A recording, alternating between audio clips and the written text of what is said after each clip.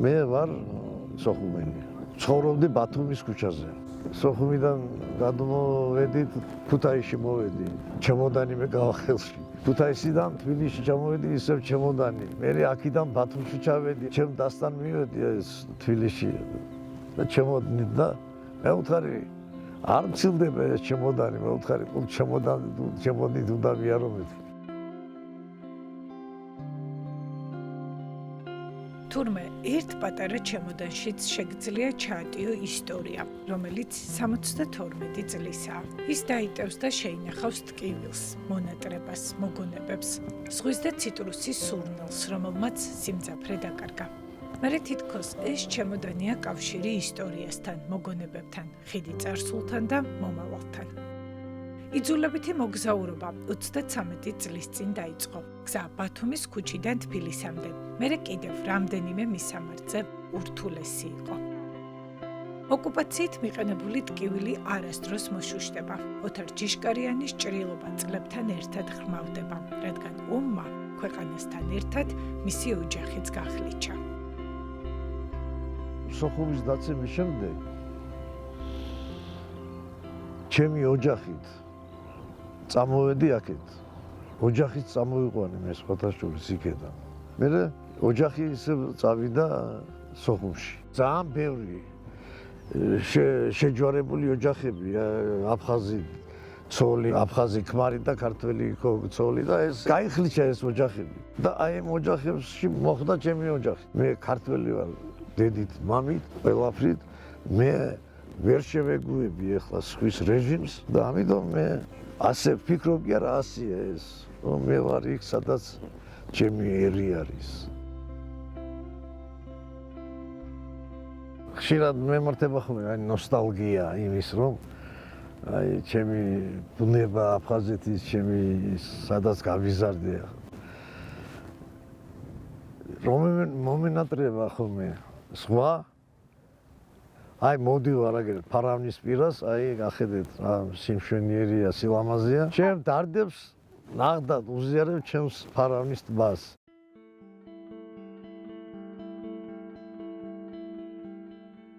ერთი წელია სამცხე ჯავახეთში, მისთვის სრულიად უცხო მხარეში მოხვდა. ფოკის წმინდა ნინოს სახელობის მამათა მონასტერში ცხოვრობს. აქ თითქოს მონატრების და ტკივილის მართვა ისწავლა, სიმშვიდე იპოვა, ფიქრებთან და მოგონებებთან ყველაზე ახლოს აღმოჩნდა. სხვადასხვა მე სამცხე ჯავახეთი არასდროს არ მსმენია, მაგრამ არ ყოფილა. და აქ ღმერთმა იმდენი გააკეთა, რომ ვენაცვალე იმის სახელს, რომ გამაცნო ეს კუთხე. ესე იგი, რამდენი რაღაც არ მწოდნია. ეხლა ვსწავლობ მე პატარა ბავშვით რაღაც აი თუ გინდ რელიგიის ამბავში, ჩვენს ქრისტიანობაში, ჩვენს სარწმუნოებაში.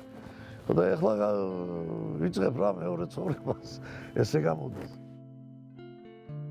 საოკუპაციო რეჟიმმა ოჯახს დააშორა. გადაადგილების უფლება შეუზღუდა იქ, სადაც დაიბადა და გაიზარდა, მაგრამ ქართული სული მაინც ვერ წაართვა. 6 წლის იყო, როცა მომავალ პროფესიად ცეკვა აირჩია. მას შემდეგ 60 წელზე მეტი გავიდა და ოთარ ჯიშკარიანის გული ისევ ქართული ცეკვის რიტმს იმეორებს.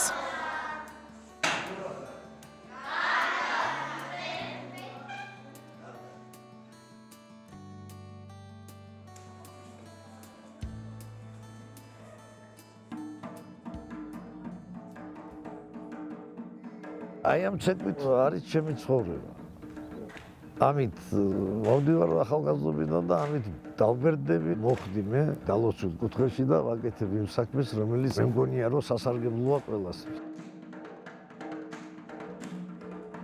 ქართული ცეკვა, მისი იდენტობაა, ყოველდღიურობა, ფიქრია, რომელიც სულ თანსდევს და სიყვარული, რომელიც ცხოვრებას უმსუბუქებს. ახლა ახალი მისია აქვს. ეთნიკური უმცირესობებით დასახლებული მხარე, ქართული მუსიკის და ცეკვის რიტმს ააყოლოს.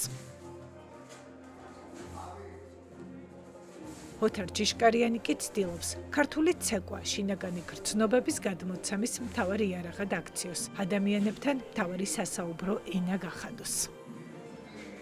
მამაპაისმა თქვა, რომ მე დიდი სიამოვნებით მინდა რომ ფოკაშიო გაიხსნასო ქართული ცეკვის სტუდია. ახტაცებით შეხვდა ყველა ეს მთელი სკოლა. დირექტორიდან დაწყებული ყველა პედაგოგები და ბავშვები. 10 თვის განმავლობაში 4ჯერ ვატარებდი რეპეტიციას. ზოგჯერ მთელი კვირა ვატარებდი რეპეტიციას. ვასწავლით ქართულ ცეკვას. ეს ქართული ცეკვით რომ მოიწამნება ბავშვს ქართული კულტურით, ძალიან დიდ რაღაცას ნიშნავს. საქართველოს მოქალაქეებია ესენი ყველა. ამიტომ უნდა იცოდნენ ამათ ქართული ენა პირველ რიგში და ხელოვნება და ყველაფერი. აი მას ნელ-ნელა ვახცევთ. პროფესიის ბავშვების ერთგულია. მათ ღირსეულად ემსახურება. დიდი სიყვარულით უზიარებს და აყვარებს იმ ქვეყნის კულტურას, რომლის მოქალაქეებიც არიან. ჩვენ სწავლობთ ქართულ ცეკვებს. მე ძალიან მიყვარს ქართული ცეკვა. ლამაზია ქართული ცეკვა, მაგრამ რთული ილეთები აქვს. ერთი წელია დავდივარ ცეკვაზე. ცეკვა ჩემი ჰობია. ვისწავლეთ დაბლური, ხევსურული, აჭარული ცეკვები, ვეუფლებით სხვა ცეკვებსაც.